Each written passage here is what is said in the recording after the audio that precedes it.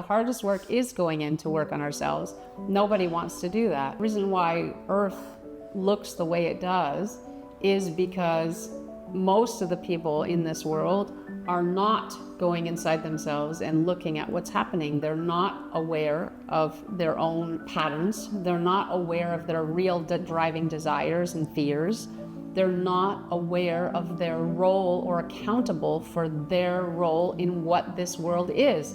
There's a lot of us and them happening in the world, even with so-called spiritual people, which is why I avoid a lot of spiritual communities, because anytime someone starts talking about us and them, that's not reality. Reality is we are all co-creating this thing together. We are all spirit having a human experience, and everything we are doing is part of that. And anything we are attracting that we don't like, that we're really triggered by, we have to look inside ourselves and do that work.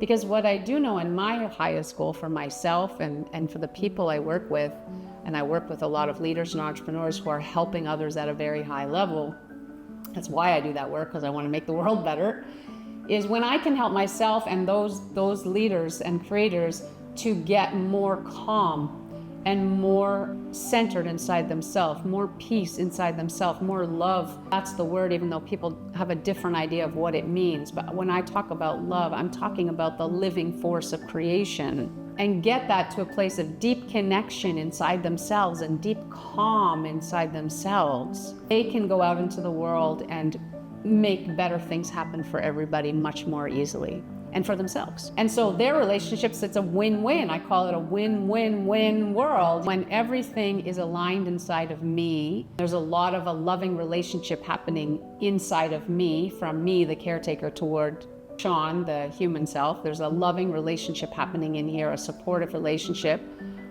Then there's gonna be calm in here. I'm gonna be attracting everything I need to support me.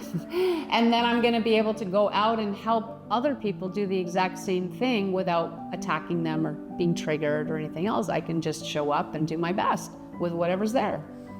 And the whole time also having this awareness too, that I'm spirit and human body.